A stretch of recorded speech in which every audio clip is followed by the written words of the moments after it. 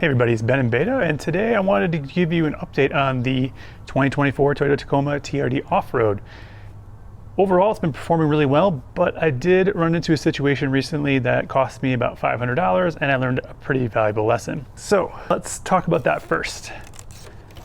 Yeah, I hit a tree with my taillight when I was out scouting for some overlanding sites a couple of weeks ago. So that was pretty unfortunate. And you might think, well, what about all those cameras you got in your vehicle? It's 360 degrees. That's why you got the premium package. That is 100% true. It's my fault for hitting the tree. But what I learned was I just need to be more patient. I was in a hurry for no reason whatsoever and just wasn't paying attention to what was going in the back. I was trying to avoid hitting some trees in the front. It was a pretty tight trail that I was trying to turn around in. And the alarms all went off and it just was a little bit too late as I kind of turned into a tree. These things happen, and I definitely learned a lesson. I will be more patient in the future. Another tip I would give you about the camera system when you're off-roading. Once you go into four-wheel drive, and especially four-low, the camera system switches into off-road mode when you have the premium package. And it starts showing you some different views, like just the back and your tires. You don't get a 360-degree view, but I do think if I had switched it back to the 360-degree mode, I probably would have seen everything that was around me. I didn't think to do that. In the future, that's something I might try too. Obviously, I just need to be more careful when I'm off-roading, but that's a tip for you. If you do have a premium package, get in a tight spot, switch it into 360 so you can kind of see what's going on all the way around you. I think that might be helpful for you too, but that's just a tip for you to try. And just know that it does go automatically into the off-road camera system mode in the premium package when you're in like four-low. So just something to note there. One of these taillights is about $500. After tax, it was $544. But one good thing about this is it's very, very easy to replace. You basically just have to take out two bolts, you pop it out, and you unplug it in just a couple of locations here and here, and then you just take the new one and plug it in. So it's very simple. Kind of neat though, there is an Easter egg back here though, with this truck going over some rough terrain, which is kind of cool. I don't know how well you can see that, but that's kind of cool. So that was a $500 mistake that I would prefer not to repeat, but everything does work now.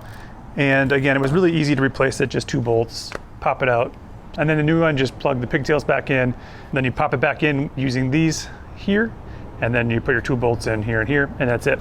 So it's pretty simple. So that being said, I do have a couple other issues I wanted to just kind of bring up about the Tacoma. I'm at about 3,000 miles, so a couple more thousand, and I'll be in for my 5,000 mile oil change and whatnot, and I'm gonna actually have them change the oil at 5,000 miles. So let's just talk a little bit about some of those issues. So the first issue has to do with the tailgate. And the tailgate for me has been kind of interesting. I like the fact that the tailgate is powered, that's nice, but also I would have been pretty happy if it had just been dampened. A big fear with the electronic tailgate was gonna be that it was gonna get stuck and I wasn't gonna be able to get it up or down. And I've had this happen a few times, and this is before I hit the tree, so the tree didn't have anything to do with it. Basically what happens is the tailgate gets stuck in the up position, and when I hit the button to lower it, it won't come down. It only happens once in a while.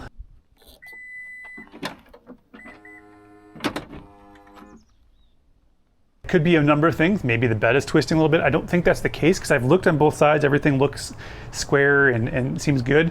And usually what I have to do then is just kind of pull it a little bit and it comes down. I actually think what's wrong with it is something with the latch. When it's locking, it's just going a little bit too far or something and getting stuck. But I will have that checked out as well at the 5,000 mile mark. Overall, as long as it doesn't happen all the time, it's pretty minor. It could grow into something that's less minor for sure. Again, the electronic tailgate is kind of nice, but not necessarily something you need.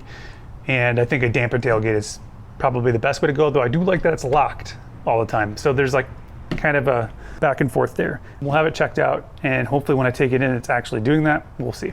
Next thing is pretty small. What happened was this little seal right here had come off. I was able to get it back on again. I just don't know how long it's gonna stay up there. I'm hoping it'll stay for a long time, but for some reason the seal fell off. Now again, minor, but it was hanging down here, was kind of annoying, and luckily I had a tool to kind of get it back in there. It looks like it's pretty good right now, but it did not want to go back in there very well. But you know, that's a pretty minor thing, not a big deal. And then I've continued to have issues with the infotainment system. When we were out overlanding in our big trip up to the flat tops, for whatever reason, even connected with the cable, Android Auto stopped working and it wouldn't connect. And I didn't know what was going on. So Misty ended up having to hold the phone in her hand the entire time, just to make sure we knew where we were going. Now, is that the end of the world? No, because everything was downloaded to the phone and we had the phone, it was fine. The last day on our way out, we did have the same problems, but I did the long press to restart the infotainment system, and then it worked perfectly after that. So maybe there was just some junk going on with the infotainment system. I don't really know. But if that happens to you, long press just to get it to reset, and I think things will be fine. Wireless Android Auto sometimes still works and sometimes doesn't, but for the most part, it's been working a little bit better than it did in the past. And then when the tire pressure doesn't show on the left-hand side and I have to continually go in the menu to get it to show, that's still a problem, but hopefully they're gonna fix that with a software update too. Other than that, the truck's been performing amazing. The gas mileage has continued to be around that 17 to 18 miles per gallon just generally, but in the freeway, I've been getting up to about 20 miles per gallon. So actually not too bad, especially with all the stuff that's on top of here. I'm getting to the end of the overlanding season for me. One, I just had surgery, so I can't do too much for a little bit. So if I sound kind of weird, it's because I had some nasal surgery. And so I have to kind of take it easy for a few weeks. We're gonna go out one more time for sure over Labor Day weekend. Then I'm probably gonna take the tent off because I'm gonna be going home to visit my mom for a few weeks and driving back and forth. And I just don't really need a tent on top of that when I'm doing it. And I don't really have time to go overlanding when I'm there either. So just gonna try to save some gas mileage by not having the tent on top. And I'll probably put the rack into the low mode again. I've been waiting for the panel kit for the Couette rack. It hasn't come yet, but I'm hoping that'll come soon. But once that comes, then maybe in the wintertime I'll run it completely closed up. I don't know, we'll see how that goes. But it's so cool that the Couette rack is so flexible and you can do a bunch of things with that. Other update wise, I do have one other product coming for the Tacoma soon, and I'll have a video out on that probably next week. I'm also curious what questions you have about the Tacoma at this point. What kind of things can I answer for you? Are there some videos you'd really like me to make? I'd be happy to do that too. Beyond that product that's coming next week, I may also have a couple of other things coming for the Tacoma yet this fall, but we'll see how things work out. It may get more transformed into even more of a off-road overlanding vehicle in the future. We also have some other big things going on in our lives, which I'm not ready to talk about yet either. Once that's kind of all settled, I will definitely talk about that then too. So if you found this video helpful, hit that like button, subscribe to the channel. It's super helpful. I'm almost to 1,000 subscribers and I'm really trying to get over that hump. So please subscribe if you haven't.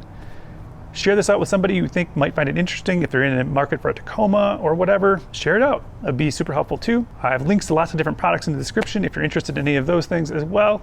But thank you so much for watching. Remember, live your life in beta, and we'll see you next time.